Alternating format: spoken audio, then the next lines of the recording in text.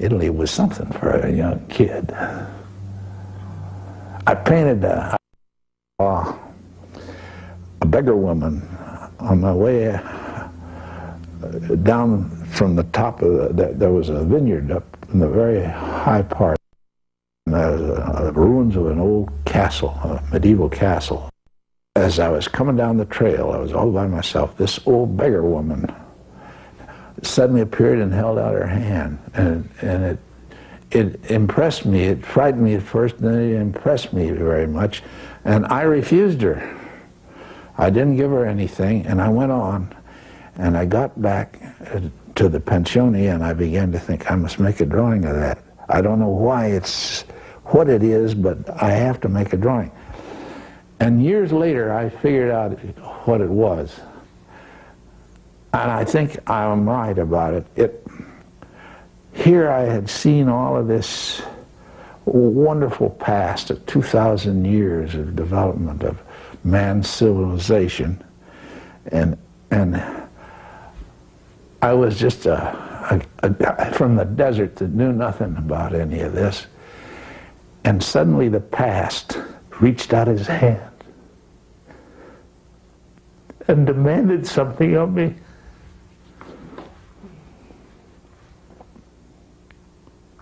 That's what Italy gave me.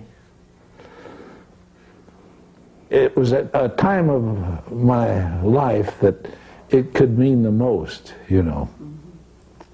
I think all the stuff that came later, we've been around so many places now. But there's nothing quite like when you're young and you are being formed and you don't know exactly what's forming you, but you can feel very strongly about all the things that come in and impinge on your life. I don't think you get more callous as you go older. I think you just get wiser.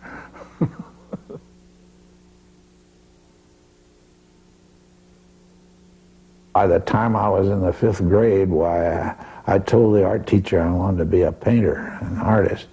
I was in a Pee-wee class in the gym, and the YMCA was down there on Oregon Street, across the street from Carnegie Library, the public library. And so Miss Strain, she said, well, you ought to go across the street now when you're down, when you get through with your class at YMCA, and go across the street and look at all the books and the pictures there, and you'll find a lot of books about artists. And that's when I met Mrs. Sullivan, you see, and that's how it got me on. I remember one of the books that pleased me so much was Pennell's Life of Whistler. And also there was a book that fascinated me, and I kind of explains some of my preoccupation with craftsmanship. There was a book called Materials of the Painter's Craft by A.P. Lowry. And just a kid, and I didn't know much about it, but I was fascinated with that. And then it led me into Cimabue's discussion on how to paint, you know, for the Guild of St. Luke and everything. Well, I had all this by the time I was 13 or 14. It was a part of me.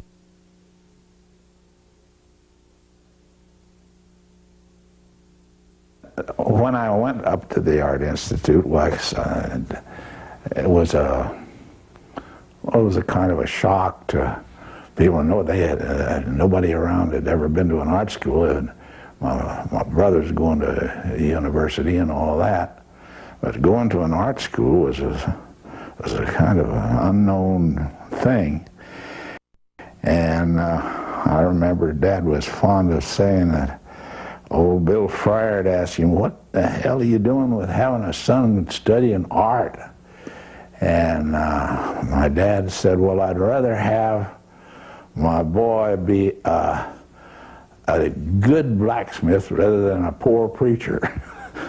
So that was their attitude, and my mother carried it right along with it. So I never had any difficulty with my folks. I think it may have been because of my Dad's brother, who always wanted to be a sculptor, and his father wouldn't let him, my grandfather wouldn't let him leave the disappointed man. And I think that was in Dad's mind when I wanted to be an artist. I attended classes at the Art Institute for 2 years before I was allowed to work in John Norton's advanced painting class. They were painting from life. And he was a muralist and a wonderful draftsman. He gave me a job, and I had a wonderful apprenticeship of working in a studio for pay from 1927 until 1933. He became a very good friend, in addition to being a grand maestro. He taught me what I know about drawing and about painting. World War II shook me loose entirely from the Southwest for about 5-6 years, and travel as much as I did on all the continents. Several years later, I asked Dan Longwell, how in the hell did you choose me from the desert to go through the sea in ships? And he said, well, I knew too many of these yachtsmen who knew all about the sea, and I wanted a fresh eye, and by God, I got one. So I have Holland McCombs and Dan Longwell to thank for the long time I spent as a correspondent for Life. I got my travel orders in Pearl Harbor, and went aboard the Hornet and with orders to sort of show the life of a man on the carrier. And I participated thoroughly in all from Admiral Murray's cabin up in the high country into the machinists and the old water tender chiefs and all the rest of it. And then, of course, made friends with the aviators and was able to fly missions. They checked me out, and absolutely against the rules, checked me out with a rear seat 30 caliber machine gun and SPDs, and I flew a couple of missions with my good friend Gus Widhelm. I witnessed, and when the Wasp sunk, the Hornet was at sea in the South Pacific. The Enterprise and the Lexington were both in dry dock being repaired, so that the Hornet was the only aircraft carrier we had in the whole Pacific. I thought it was about time to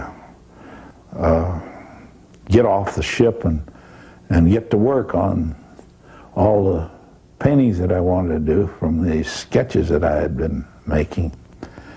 And this was the 22nd of October. I rode a bosun's chair, the flight deck of the Hornet, down into to the deck of the oiler that was oiling us at sea, the old USS Guadalupe, and watched the Hornet go off into the night, the phosphorescent wake. It's pretty sentimental because I love that ship. Well, I had a hard time getting back to Pearl Harbor. I carried with me a sealed envelope with all my sketches in it. And here's Admiral Nimitz, and he had all my drawings and sketches out on a big table, and he was looking at them. And we had a wonderful visit. He knew I was from Texas. Anyway, he said, now how long was it after the torpedoing, the first torpedo, that there was this explosion? that you have painted. I told him, and we had quite a conversation about this stuff, and finally he came to the painting I had done of, it was black and white, and of the Hornet at dawn with some planes taking off. It was a front bow view of the ship. And I said, that's the way I like to see the old Hornet, and that's the way I'm going to think of her. And Emmett says, Lee, you're a sensitive man. I hate to tell you this. It's about your ship. He said, we lost it last night.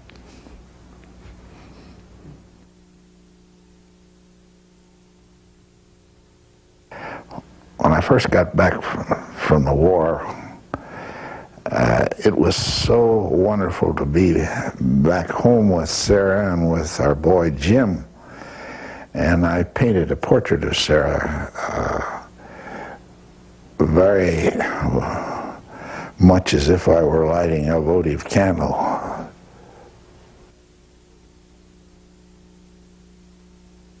I did this series of beef cattle.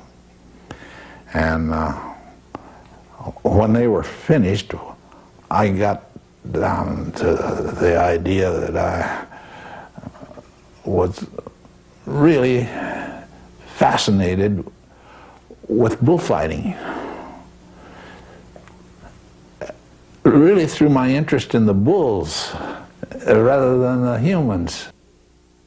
It became obvious to me that there was a part of human experience that could not be expressed graphically in pictures, that there was the whole world of the poets and the word and the interior of a man that could only be written about rather than painted. So I did the Brave Bulls, and the only way I could do it was to teach myself to write. My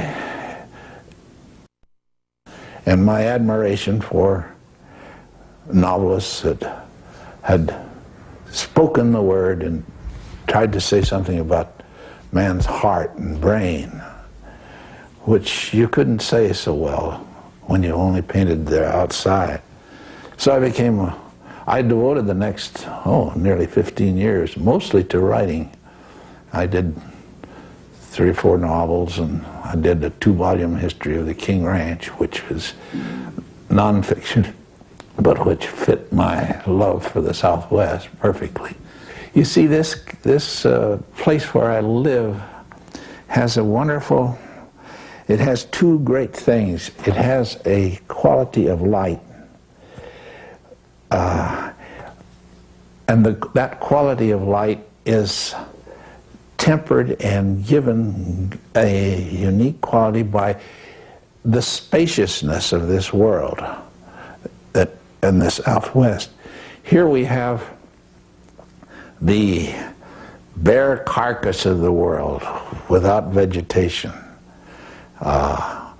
We see the structure of the face of the earth, and we see it because it's open, and we see it in the distance, and we see it close up, and the color is entirely a matter of distance and the clarity of sunlight here. I was born in about 3 miles from the Texas side of the Rio Grande here, and strong influence in both your life and your work. The particular little corner of land that I was born in and lived in, and my nourishment from. I lived 8 years away from the Southwest when I was trying to learn to paint and draw, and I came back to it by choice. There are all these wonderful places in the world, but I came back to where I felt at home. And it's been a very great influence. I suppose it's the prime influence on my life and my work both, the Southwest.